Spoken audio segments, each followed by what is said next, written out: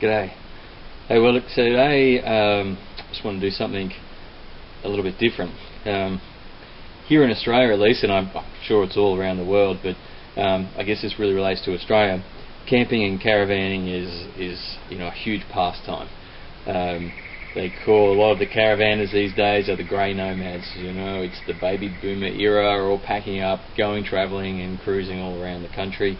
But even for other generations with young kids, whatever, getting out, camping around the place is just great. Back to nature, hanging out, doing your thing. But the other thing that we have here in Australia, of course, is a lot of fire danger, fire problems, and especially some of the great places you can go to. Quite rightly, I guess, regulations are getting tighter, and the chance to have a nice open fire, a campfire, is getting harder and harder, because you've got problems with flames going around the place, sparks flying out, starting accidental fires. So what they say a lot of the time is no open fires, no campfires. Again, as camping gets more popular, you've got these nice campgrounds. If everybody was allowed to just dig holes, I guess, or just make fires on the ground, you'd end up with all these black, parched pieces of earth all around the place, and it doesn't look all that nice. So one of the things that my folks have come across is this great little unit called a Firesafe.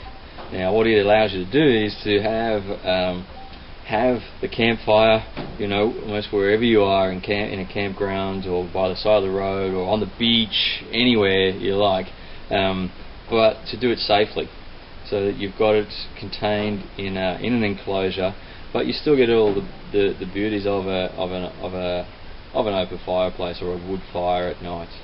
Nothing better, whether you're camping or at home, to be sitting around a fire. Bush TV, as they call it, sitting beside the fire, looking at the stars. Pretty awesome. So what I'm going to do is just show you this little unit. I'll put a link to where you can get them, of course, on that side of it. Just said I'd throw this up and try and share it with you people, because it's a pretty cool little thing. Alright, cheers. So, this really is a great little unit. I mean, it's compact, easy to carry and move around the place. So, the Firesafe started life as a 9 kilogram gas bottle. It's been turned upside down and the bottom was cut off. You can see the old neck of the gas bottle down there. Now, the beauty of this is everything that you need for the Firesafe is contained within it. So what I'm going to do is just show you how to unpack it, set it up, and use it. Should be ready to go.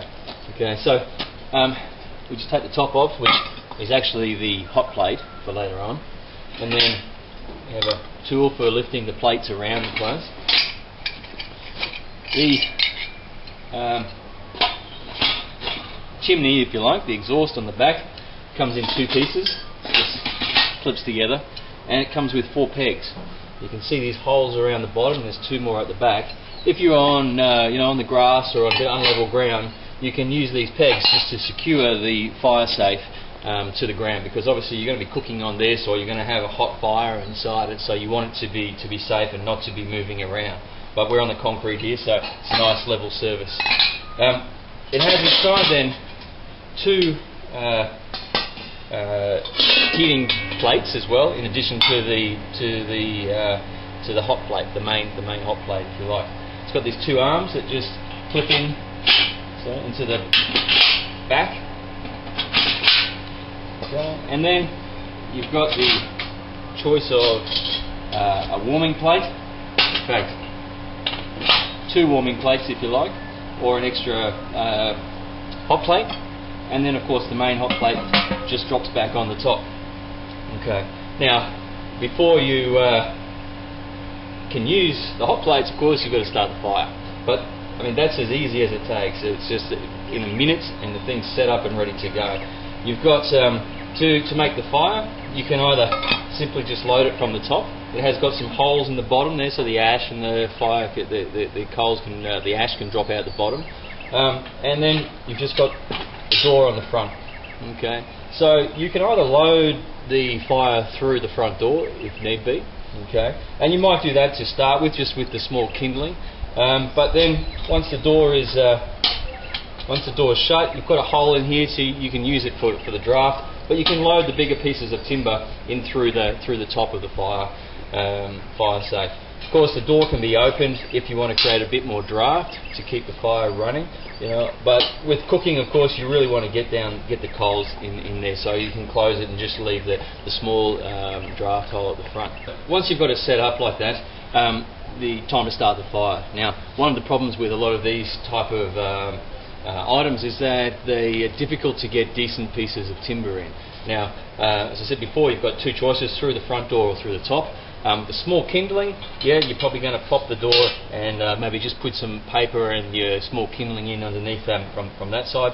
But once you've got that going, I mean, you can choose to put still some reasonable pieces in there, and because it's got a decent opening, you can get some good chunks of timber and stuff in that way. Or, of course, when you're getting the fire going, straight through the top. Now, I've just got some selection of sort of timber that you're going to find around the campground or in the bush. You're not going to have huge logs. I mean, you might be lucky enough.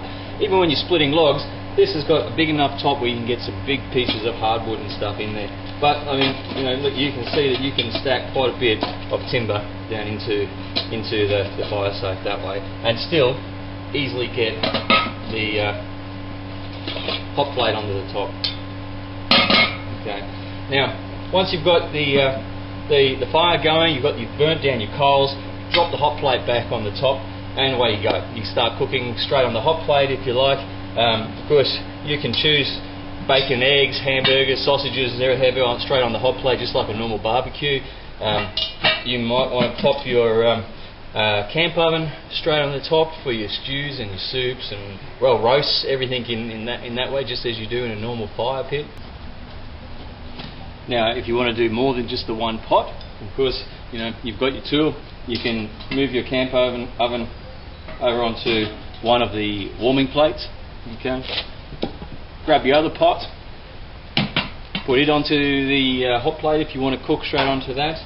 You may choose to have two pots. Have them warming while you're still cooking on the hot plate, or alternatively, you may not want to use the hot plate at all. So in that case, we simply lift off the hot plate, okay, and we can bring both of those around and over to the open fire. So you've got both of them going together. Again, either cooking or just warming on that side.